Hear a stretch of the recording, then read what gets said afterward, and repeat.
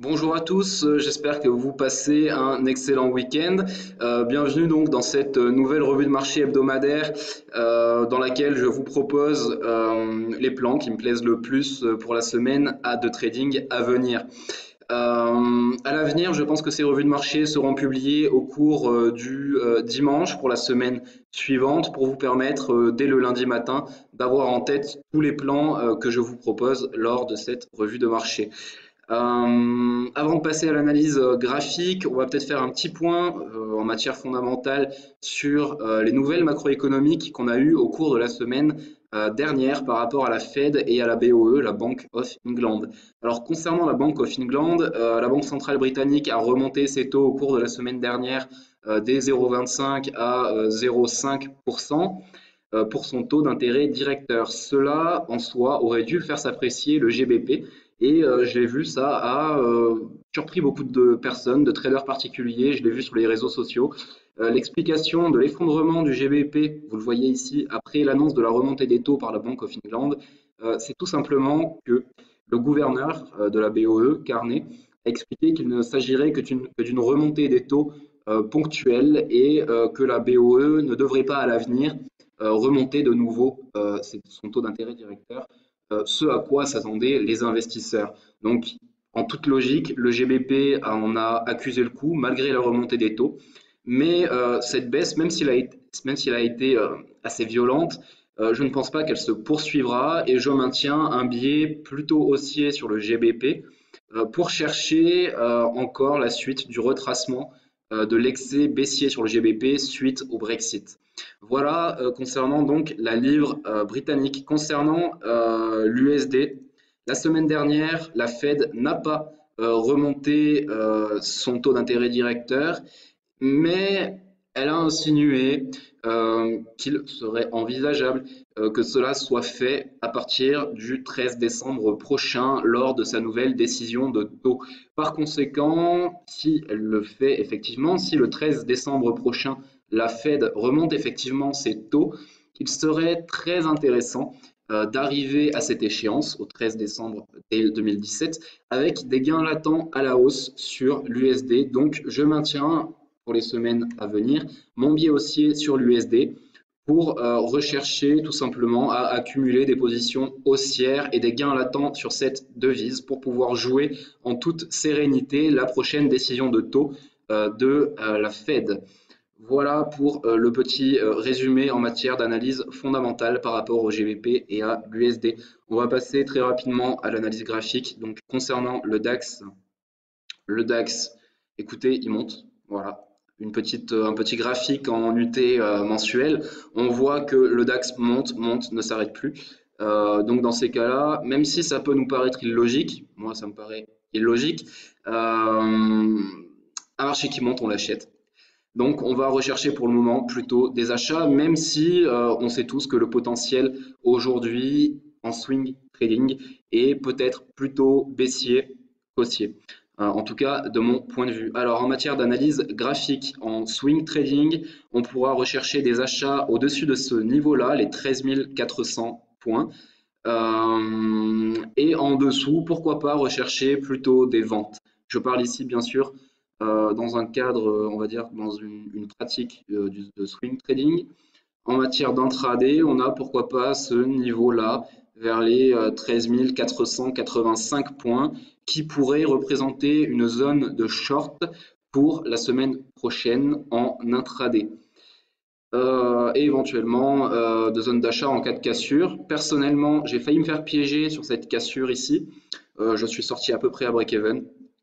Bon, il y a eu très peu de volume en fin de semaine dernière sur cet indice, sur l'indice de référence allemand, le DAX 30. Bon, ça peut rester quand même plutôt intéressant, mais gardez tout simplement à l'esprit qu'aujourd'hui, le potentiel est peut-être plutôt baissier et que nous devrions assister à une baisse progressive des volumes dans les prochaines semaines et les tout prochains mois.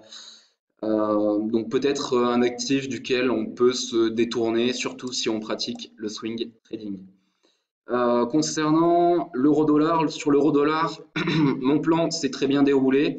Alors, on voit que, comme j'avais expliqué la semaine dernière, l'anticipation ici lors de la tendance haussière sur l'euro a été plutôt invalidée par les faits, par les discours et les décisions de la Banque centrale européenne. Et donc, ce retracement-là, baissier sur l'eurodoll, est tout à fait logique. Donc on peut tout simplement le trader pour viser tout d'abord les 1,15 ici, puis en extension, pourquoi pas cette zone de résistance hebdomadaire ici, cette zone de support hebdomadaire, pardon, qui correspond hein, au haut du range hebdo, la borne haute du range hebdo, et en extension, pourquoi pas viser dans un premier temps les 1,10. C'est quelque chose qui, à moyen long terme, est tout à fait envisageable, un retour sur les 1,10. Alors, à plus court terme, bon, la semaine dernière, j'expliquais que après cette forte hausse, on pourrait assister à un certain retracement sur l'euro-dollar. On ne pourrait pas forcément jouer, surtout si on pratique le swing trading, mais voilà, j'avais prévenu que le mouvement pourrait très bien consolider pour revenir pourquoi pas vers les 1,17 tout en gardant bien sûr un biais baissier, strictement baissier sous les 1,17 surtout en swing trading évidemment. Donc le prix a bien consolidé, a bien même un petit peu retracé. Il est resté sous les 1,17, niveau qu'il est venu frôler. Aujourd'hui, donc on constate donc que cette ligne de coup là est toujours extrêmement travaillée, que le momentum reste baissier, que les vendeurs ont la main. Donc pour la semaine prochaine, nous aurons évidemment un biais baissier et je vous recommande même en intraday de ne réaliser que des ventes parce que en termes de taux de réussite, en termes de probabilité, ça me semble beaucoup plus intéressant. Voilà, alors en termes de plan de trading pour le début de semaine prochaine, on peut envisager pourquoi pas des ventes en cas de cassure des 1,16, un niveau de support assez fort ici. On peut envisager, pourquoi pas, de rechercher des shorts par ici, même si je ne suis pas absolument fan d'un tel scénario, de tel trade. À court terme, ça reste tout à fait envisageable. On peut aussi tout à fait attendre une cassure de ce petit range 15 minutes pour aller rejoindre les 164, les 1,1640 pour à nouveau rechercher des entrées swing en short. Voilà, tout simplement. Voilà pour le plan sur l'euro-dollar. Concernant l'euro GBP, je vous l'ai dit, malgré l'annonce un petit peu décevante de la Bank of England, je garde plutôt un biais haussier sur le GBP pour essayer de retracer tout ce mouvement baissier sur la livre britannique lors du Brexit. Bon, je précise que c'est l'euro GBP, donc si je parle de mouvement baissier sur la livre, c'est normal, hein, puisque c'est l'euro qui monte contre la livre. Ne pensiez pas que je perds la tête. Alors, en termes d'analyse graphique, on voit ici une ligne de tendance que j'ai tracée donc sur l'UT hebdomadaire. Aujourd'hui, on vient de travailler cette ligne de tendance. On a un très fort support ici hebdomadaire qui a montré tout simplement sa pertinence. Comme je vous l'ai expliqué, suite à la BOE la semaine dernière, on a eu un très fort retracement, très violent du GBP qui a donc baissé, donc l'euro GBP a monté. Mais ce mouvement baissier sur le GBP, je n'y crois pas vraiment. Je reste d'avis haussier pardon, sur le GBP et donc je rechercherai plutôt des ventes sur l'euro GBP. En cas de cassure de ce support mensuel que vous avez vu tout à l'heure, j'aurai un très très fort biais baissier. Et puis on peut, pourquoi pas, à plus court terme, pour travailler un petit peu le timing d'entrée, pourquoi pas attendre éventuellement la formation d'un double top, par exemple, par rapport à ce top ici, pourquoi pas attendre un retracement de cette baisse vers ce niveau-là pour rechercher des shorts. Alors on va aller voir l'USD Yen. L'USD Yen qui est une paire très intéressante en ce moment. Comme je vous l'ai expliqué, j'ai un biais baissier sur un biais haussier, excusez-moi, sur l'USD. Alors, on remarque un range hebdomadaire entre les 108 ici et les 114,50 par là, d'accord? Dans le cadre de ce range, donc naturellement, nous sommes sur la borne haute de ce range. Donc, cette zone-là, rouge, peut représenter une zone de short pour aller ensuite rallier la borne basse de ce range hebdomadaire sur l'USD Yen situé au 108 Yen japonais. Cela dit, j'ai un biais fondamental plutôt haussier sur l'USD, donc j'aurais tendance à privilégier des scénarios haussiers sur cette paire, d'autant plus que sur un plan technique à plus court terme, on voit que euh, la réaction est plutôt une réaction qui laisse à penser à une continuation haussière. Pourquoi? Bah, écoutez, c'est très simple, je vais vous expliquer. Ici, on arrive sur une résistance, d'accord? Donc les haussiers, les acheteurs dominaient. Et puis d'un coup, les vendeurs sont arrivés sur le marché et ont vendu très violemment ce marché-là. Et donc là, à partir de cette bougie, on voit que les vendeurs sont bien présents et que le mouvement a de très fortes chances donc de venir rallier la bande basse du range, tout simplement parce que les vendeurs sont bel et bien là et ils ont répondu présent sur cette résistance ici avec cette bougie et les bougies suivantes. Alors que là, on arrive sur un fort niveau de résistance, mais on range. On arrive sur un fort niveau de résistance, mais les vendeurs n'ont pas l'air d'être très présents, d'être très actifs, d'avoir de fortes convictions baissières. On voit que les acheteurs et les vendeurs sont plus ou moins ex aequo, à égalité, qu'il y a un petit match nul entre ces deux camps-là. Et donc, généralement, une faible réaction sur un niveau de résistance traduit tout simplement un signal de continuation, une continuation de la tendance de fond, donc haussière, très probable. En termes de plan de trading pour la semaine prochaine, si on veut tenter en intraday des shorts, on peut attendre tout simplement un retour sur cette zone de short ici, le petit rectangle rouge dans le gros rectangle rouge que vous voyez ici, d'accord. À plus long terme, on attendrait une cassure, hein, tout simplement des 114,50 pour rechercher des achats à moyen terme en swing trading. Je ne suis pas vraiment enthousiaste à l'idée de vendre l'USD-Yen, mais ça reste tout à fait possible, hein. On voit ici un range en données 15 minutes, donc on peut adopter des techniques, des stratégies de trading range en vendant cette zone-là et en achetant celle-ci. Mais je vous encourage plutôt à acheter cette paire, que ce soit dans des stratégies de trading range en intraday à court terme ou en termes de swing trading. Voilà, alors maintenant on va passer au GBP NZD. Faut que je le retrouve. Voilà. Le GBP NZD, donc, petit rappel, c'est une paire dont je vous parle très souvent, qui m'intéresse beaucoup. Donc, on voit, pour récapituler très rapidement, pour ceux qui n'auraient pas vu mes précédentes revues de marché, on remarque tout d'abord un niveau de résistance mensuel ici, qu'on a cassé finalement assez faiblement. Comme je vous l'expliquais la semaine dernière, on a cette mèche-là, donc cette bougie-là, qui a une assez grande mèche, un corps relativement petit, qui a cassé cette zone-là.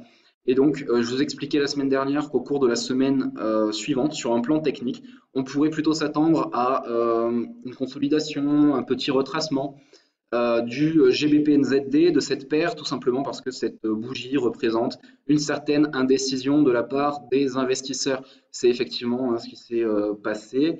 Et je vous expliquais donc que ça ne compromettait pas nécessairement la possible tendance haussière qui a l'air de débuter. Et il pourrait s'agir, hein, dans ce cas-là, mais c'est ce qui s'est passé, donc qu'il s'agit là maintenant, avec ce petit retracement-là, ce petit pullback, il s'agit en fait d'une opportunité à moyen terme en swing trading, d'entrer sur des niveaux techniques assez intéressants. Si on va en donner 4 heures, donc, je vous avais expliqué, hein, que j'étais entré par ici. Mon scénario haussier sur le GBP-NZD, bon, c'est plutôt réalisé. Moi, j'ai gagné de l'argent la semaine dernière sur ce trade-là. Maintenant, mon analyse de fond a plutôt été invalidée. Mais bon, je ne suis pas devin. Ici, on a eu le PIB néo-zélandais qui a un petit peu plombé la paire, enfin, qui a été meilleur que prévu pour la NZD. Et donc, le GBP-NZD a assez fortement baissé dès le 31 octobre dernier. Et puis ensuite, on a eu la Bank of England, voilà, qui a donc annoncé remonter ses taux, mais qu'elle ne remonterait plus ses taux dans les mois qui viennent, que cette remontée des taux resterait finalement isolée et ponctuelle. Donc on a eu un retracement assez fort, assez violent du GBP, somme toute assez logique. Donc voilà, mon scénario aussi sur le GBP-NZD ne s'est pas tout à fait réalisé. Néanmoins, Je m'attendais un petit peu à un retracement de ce genre-là, et il s'agit d'une opportunité pardon, tout à fait intéressante. Je m'attends toujours à un retracement significatif des ventes sur le GBP post-Brexit. Donc je suis aussi sur le GBP. On vient ici de faire un petit retour sur une zone possible d'achat. Donc au cours de la semaine prochaine, mon avis est toujours haussier sur le GBP NZD. Faut toujours essayer de travailler cette sortie, ce dépassement de résistance mensuelle qui peut être très très très intéressant à moyen et long terme. Est-ce qu'on peut en commenter un petit peu plus en détail en 15 minutes? Alors, on voit, bon, pourquoi pas, une zone de résistance ici. Est-ce qu'on peut tracer, euh, pardon, euh, voilà, une ligne de tendance, peut-être, quelque chose comme ça. Bon, en termes de hausse, je suis pas absolument convaincu, mais on peut pourquoi pas attendre une cassure de cette zone de résistance pour rechercher des achats, ou bien un retour vers cette zone-là en vert qui est ma zone d'achat. Voilà pour le plan au cours de la semaine prochaine. Donc on attendrait sur le GBP/NZD un retour vers cette zone d'achat pour rechercher de nouveau plus haut, ou bien on pourrait attendre un dépassement, un débordement de cette zone de résistance en 15 minutes. Voilà quelques plans donc sur le DAX 30, l'Eurodoll, l'Euro GBP, l'USD Yen et le GBP NZD pour la semaine qui vient. J'espère que cela vous est toujours aussi utile. Je vous remercie de laisser un pouce bleu si vous avez regardé la vidéo jusque-là, parce que bien sûr, si vous l'avez regardé jusque-là, c'est que cela vous a intéressé. Donc je vous remercie de m'encourager. Je vous dis à la semaine prochaine. Je vous souhaite de très bons trades. À très bientôt. Ciao!